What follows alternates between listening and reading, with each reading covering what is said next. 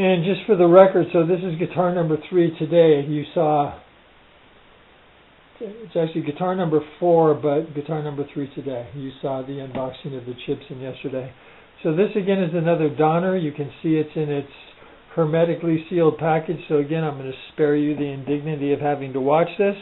So once again, I'm going to step away. I'll take it out of its whatever this material is, and we'll be right back. Okay, so this is the third guitar. Again, as you can see, it's a Donner. For some reason, on the other one, they put the model number on the box. On this one, they did not. I don't know. Such are the inconsistencies with companies. This is a little story.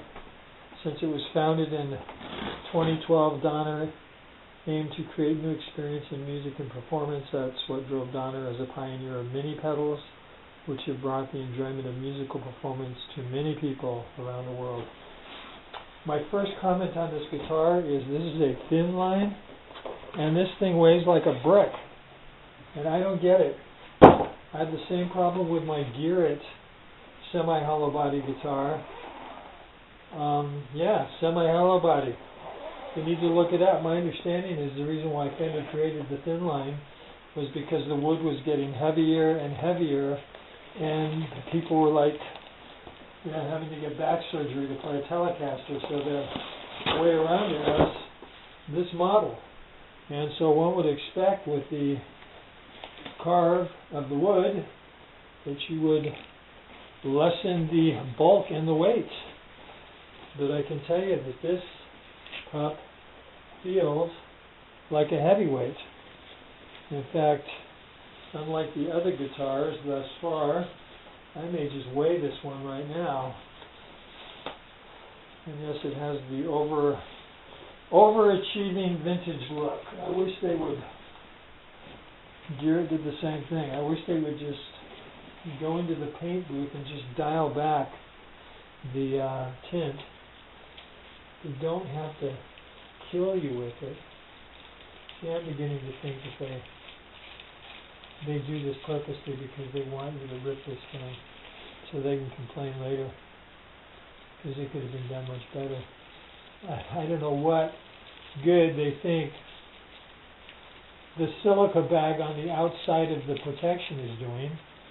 Come on, geniuses. Put it on the inside where it's like sucking all that moisture away from your high quality strings. See, this thing just rips. I think they did it on purpose. I'm not giving up, friends. I don't think I am giving up. The fretboard looks really nice. Okay. As you can see, this thing got cheesed big time. I don't know what they're thinking. That's like, I don't know if this switch got shoved into the guitar.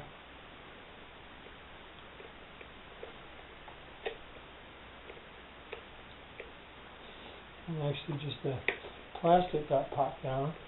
That seems to work okay. Unlike many manufacturers, they actually blacked out the inside of the F-hole. There's no binding, but they painted it. That's a step up. Unlike another guy on Strat Talk who got his, he had a big giant gash in his, and he also was having problems with the output jack not working and the switch not working, and so that's encouraging. This thing falling off 1 minute into the operation here. I'm not impressed. Yeah.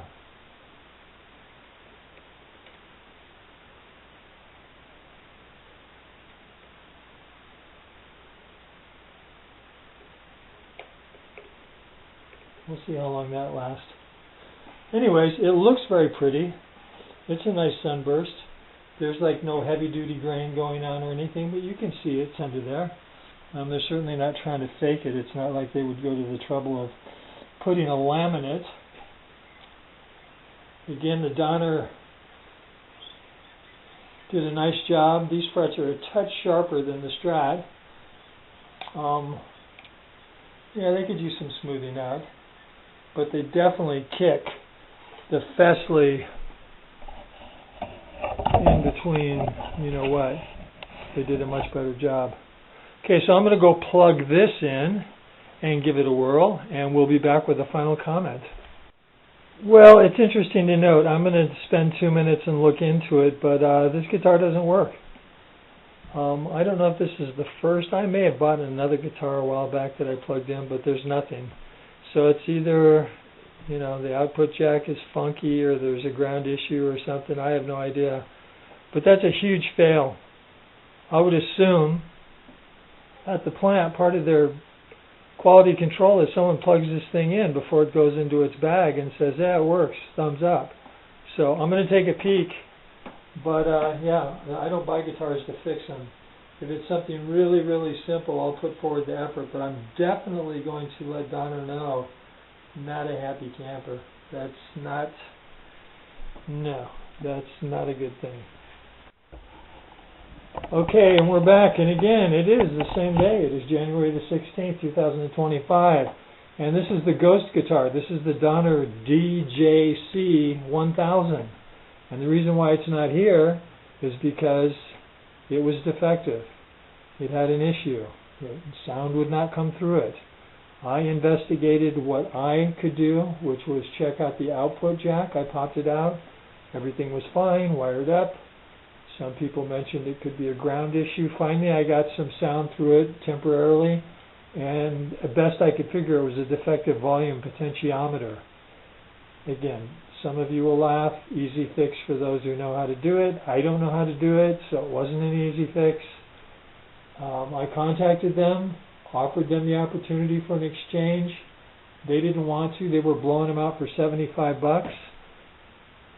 So I sent it back to them. So anyways, but my quick review is it was a very nice guitar. For $75, it was a no-brainer.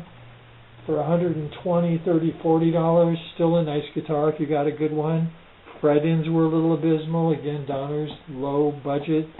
They're not going to pay a guy to, you know, polish off the ends of those frets for the price. So that's sort of what the user gets to do. But if it comes back down on sale again, I very well may buy another one.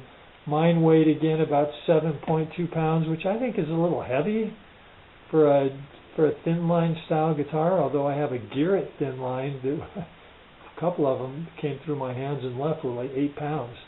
And the one I have still I think is 8 pounds.